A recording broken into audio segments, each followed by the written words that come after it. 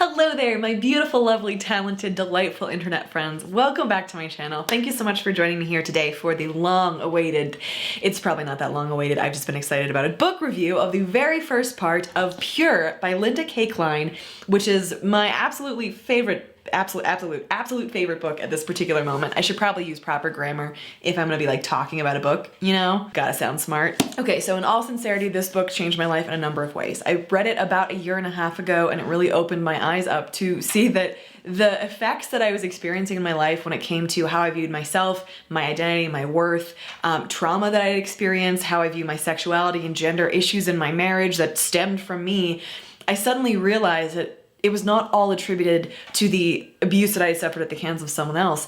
So much of it related back to how I was raised in the evangelical Christian church. Now, right off the bat, I do want to start this with a disclaimer that none of this, absolutely none of this, is against Christianity or Christians. Most people who I love deeply are Christians, though not all of them. I consider myself to be a Christian, though my definition of that now is very different than it was when I believed what this book talks about. So this book is called Pure, Inside the Evangelical Movement That Shamed a Generation of Young Women and How I Broke Free. If you aren't familiar with purity culture, which is what this book is all about, it is basically a part of the evangelical Christians' curriculum, education, conversation when it came to sexuality, gender roles, identity, self-worth, and let me just say it again, sexuality. There was so much pressure placed upon especially women, but also men, to remain virgins until married, otherwise you were basically worthless, that it was like the one unredeemable sin to have sex before you were married, or even have impure thoughts before you were married. I mean, like, no one ever feels lust, right? It was a very confusing, difficult system to grow up in, and I just accepted it at the time, and as I've grown older, I've begun realizing that not everyone feels dirty about sex all the time, even in the confines of a healthy, loving, wonderful relationship. And I began to identify, oh, the messages that I was fed for all of my adolescence when it came to gender and sexuality left a real mark. And then as I began thinking through that, I realized I wasn't alone. I realized that there were books coming out about this as more research came out and other stories. I started talking to friends and realized that they felt the same way. And then I started this purity culture, dismantling purity culture Facebook group. So that's a little more history than you need to know for me to actually review the first part of Pure. If you're interested in more context on what purity culture is, if you did not grow up in it or you aren't sure if you grew up in it, I placed a link down below that goes into a little bit more detail. So without further ado, let's dive into this book. Actually, I lied, with a little bit more further ado. So this video is sponsored by the incredible patrons of my Dismantling Purity Culture Patreon. I started this Patreon specifically for this kind of content. To each and every one of you who are members of that Patreon, thank you so much from the bottom of my heart. If you're curious what that is, what it looks like, what benefits there are in joining that Patreon and supporting these particular types of videos, those specifically dealing with purity culture, check out the link on screen or in the description down below. So we are actually gonna just be, bear with me on this, tackling the introduction of this book today. It's 34 pages and there's so much thought-provoking material in just that I did want to take this section by section. In subsequent videos over the next few weeks, spaced out, I will be covering this book chapter by chapter. If you are interested in reading along and participating in some group discussions and live streams, check out that Patreon that I mentioned earlier. All right, so one of the first lines that really struck me was, in junior high, the term stumbling block annoyed me. The implication that my friends and I were nothing more than things over which men and boys could trip was not lost on me. That is exactly so in purity culture, the term stumbling block is a fan favorite. People use stumbling block often to describe women wearing, blouses cut too low or shorts that are too short or revealing, anything that could cause someone else to stumble in their mind, when, just for the record, that term is never used in that context in the Bible. What it does talk about is if a situation arises in which you start thinking lustful thoughts about someone, check yourself. It has nothing to do with them, it has everything to do with yourself. So that's an important note. Impression that I was given in the church as well. I don't think that this was intended, but the doctrine regarding purity and chastity really teaches you that you are a weapon, like that your body is a weapon. You can cause other people to sin simply by existing, simply by being a woman. And it really reduces you down to an object. It's very objectifying. She talks about a situation at a youth group car wash where she was scolded for wearing a t-shirt while boys were totally fine to like take their shirts off, but she was being immodest by still being fully clothed. The boys had sprayed her with water and thus she was immodest because she was now wet even though it was them who did it. This is very common in purity culture, blaming women in particular for being female, looking womanly.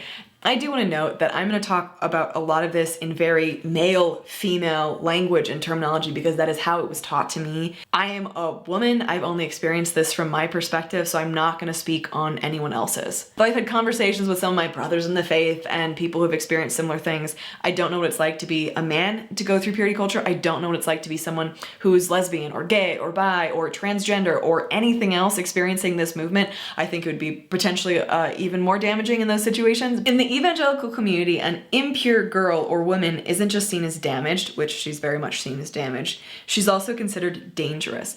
This goes back to what I was saying about your body is basically like this weapon that can be detonated against men around you without even your understanding of what's happening. Not only to the men we were told we must protect by covering up our bodies, but to our entire community. For if our men, the heads of our households, and the leaders of our church fell, we all fell. Yeah, that's very much taught as well. The idea that you have to really protect the men around you because if they start having issues, you know, like thinking about you in a not so pure way, then your community's gonna crumble and it's gonna be your fault. It's gonna be your fault for wearing that t-shirt that you didn't even know was against the modesty guidelines in your church. She has a few passages from her teenage diaries, and in one of them she says, I'm in the middle of reading Passion and Purity, Learning to Bring Your Love Life Under Christ's Control by Elizabeth Elliot, which by the way, I definitely did read. Did you read that book? In my small group right now. In it she says that her husband Jim touched her for the very first time by rubbing his finger across her cheek after he was already her fiancé. And she's writing in her diary, so what does that mean? Once again, I worry that Dean and I, her high school boyfriend, are moving too quickly. We already French kissed, you know, with tongue and all. So there's nothing wrong with questioning what you're comfortable with setting boundaries. You should, you absolutely should when it comes to physical and emotional guidelines and boundaries. But the people who are propped up as the leaders of being pure often have standards that are not common, like not kissing until you're on the altar and things of that nature.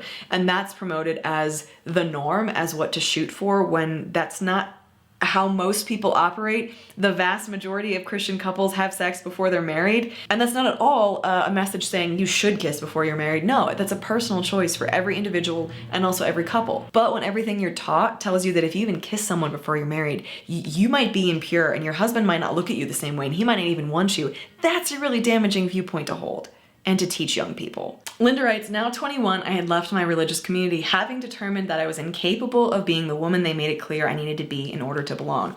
What she's referring to there is not just sex or sexuality, it's everything. It's attitude and personality and demeanor. Demeanor is a big word in purity culture. You have to be modest and sweet and gentle and soft-spoken to be acceptable to the people around you. And the reality is not everyone's like that. When I was a teenager, I think I was lucky that that's kind of how I naturally was built, or maybe how I adjusted to things, or maybe I just internalized what purity culture was telling me. But I had a lot of friends who weren't built that way. They had opinions on things. They didn't want to just be led around by people. And they were very much told. Like, if you were a woman and you had an opinion on something, that wasn't really good. You should really temper that. You should, pray about that and let the men around you handle that, which is such a damaging thing to teach young people learning to think, but it is what was taught. Being the woman that you need to be to belong involves sacrificing your entire identity for a lot of people. It involves conforming to this incredibly specific mold.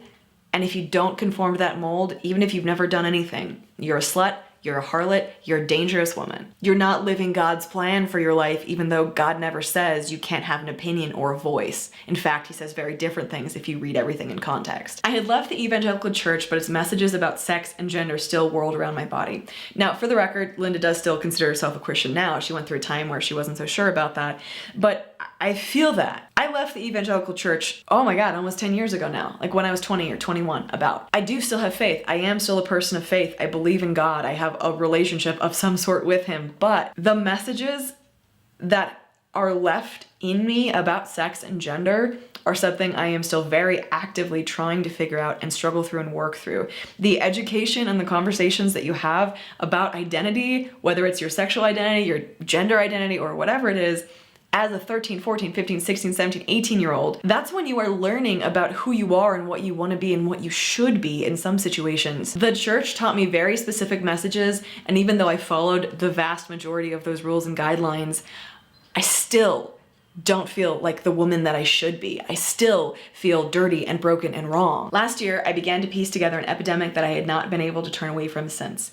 Evangelical Christianity's sexual purity movement is traumatizing many girls and maturing women haunted by sexual and gender-based anxiety, fear, and physical experiences that sometimes mimic the symptoms of PTSD. When I first read that, I had to pause for a moment because I was like, purity culture isn't classified as a trauma, is it? Right?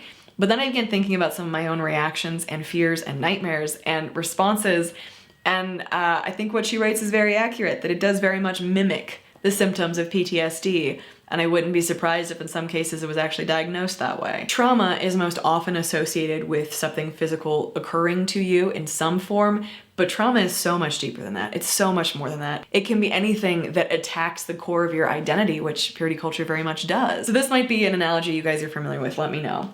Freshman year of high school, sex ed, the PE coach decided to do abstinence education. She said, "Who wants this Oreo?" Everybody raised their hand. Then she passed it around to the class and asked everybody to spit on it or drop it on the ground, and when it got back in front of the class, it was disgusting. Then she said, "Okay, now who wants this Oreo now?" No one raised their hands. It was an analogy for if you're sexually promiscuous, no one will want you. And the plethora of other analogies, from being chewed gum to being a lollipop that's been licked too much and no one wants it, or a rose that's petals have been peeled off and no one wants the rose anymore. These analogies are rampant and they're everywhere, and you probably have heard your own version of this. Equating sex or sexuality with a diminishing source, something that runs out. My least favorite of these analogies is a piece of tape. Like, you're a sticky piece of tape and you stick to one person, then you're not as sticky. If you get pulled off and you stick to another person, then you got dust and dirt on you, and that's kind of gross, and you got to pull off again. You can't connect with the next person as well. These messages are taught to scare people or educate them, but really to scare children into not having intimate relationships with each other as they grow older. Anything before they're married. And the message behind these analogies is that you are worth less. You are worth less if you kiss someone. You are worth less if you even hold hands with someone in a lustful way, because that's a thing. Most severely, if you've had any kind of sexual experience, whether that was in your control or out of it, you are dirty. You are worthless. People don't want you. That is pounded into your head through countless stories and analogies, and it makes me really sad. The purity message nestles neatly into the larger us versus them messaging I was raised with in the church. Those on the positive side of the binary are said to have access to God, heaven, the community, and the happy side as one of us. Those on the negative side of the binary are said to be isolated from God, alone, headed for hell, a place of suffering reserved explicitly for the thems. This is so accurate. Everything was very much described in binary terms, either black or white. And so much of this isn't black or white. When you're talking about how you view yourself, what you decide is okay for you and not, making those decisions, there isn't a right or a wrong a lot of the time. How you treat other people, that's where the right and the wrong comes into play. But whether it was like your demeanor, or if you had strong opinions, or were like, strong-willed, which was not a great thing to be as a woman in the church, you were either like bad or good. There wasn't any in between. You were either pure or impure. Nothing, no gray area there. And to be a part of the us, to be a part of the good people, the people that had a close relationship with God and were not alone in the dark, you had to conform. And if you didn't, as many people didn't and could not because it was not who they were, or because they weren't able to, then you were not a part of the community. You were not a part of the group. And even if you weren't explicitly told that, you were definitely treated that way. You were talked about in those terms, even if someone wasn't talking about you specifically. They described what someone like you did, and then you were lumped into that category. She then brings up a point that I think is, I never thought about it this way, but it's so accurate. Evangelical is a term that means a lot of different things to a lot of different people. It's a huge group of people when we're talking about evangelical Christianity. There are many different denominations within evangelical Christianity, but the one thing they all have in common, I would venture to say one of the only things that they all believe in common, is that you should save sex for marriage. And it's like this badge of, I am a true Christian because I saved sex for marriage. For the record, if you're not familiar, the Bible does not say this. The Bible says to be a Christian, you need to believe that Christ died on the cross for you, accept his forgiveness, ask forgiveness for your sins, and you're good to go. Evangelical Christianity tells you that to be a true Christian, to be a good Christian, to be a good person, you need to not do physically intimate things with another human being before you're married. And it's so true. We disagree about so many things with other sects of Christianity, but that was the one thing that everybody could agree was like the badge of you actually being a good Christian. Sex is the big issue that for some reason marks your spiritual standing with God. Renee illustrated, who is someone that she's interviewing. Like Jessica Simpson, people considered her a Christian because she waited to have sex until marriage. That was her whole marker of faith in God. And every testimony you hear from someone, they have to mention the sexual sins of the past. They might not mention that they, I don't know, got rid of their shopping addiction, but they mention the fact that they got rid of their addiction to porn. It's like, and then I stopped sleeping around, I became a Christian, and I stopped sleeping around. And that's, again, very, very accurate. It doesn't matter if you murdered someone, there's forgiveness offered for you. But if you slept around before you were married, there's not really redemption that's offered for you, which is ridiculous to think about. After all, what sin is said to fundamentally change you forever? You can be born again, you can have your slate wiped clean of lying, stealing, even murder. And if you do those things again later, but honestly apologize to God, your sin is forgiven, right? That's what we taught. But sex outside of marriage is the only sin I've ever heard described as changing you. Before sex, you were a virgin. After sex, well, and that's so true. It is the thing that we talked about in evangelicalism as life-changing, identity-changing, as the thing. And I can say this because I actually had someone in my church who had done this. We had a fellow who worked as a pianist with our band. He had committed murder as a teenager, went to prison, got out, and was celebrated as this hero of faith. He became a Christian in prison, came out being this better person, and good for him, honestly. But everybody was okay with him. Everybody was okay with this person who had murdered a family member growing up. But if you slept with someone, that same clean slate was never offered to you. You were just different. You were just done. You were a problem.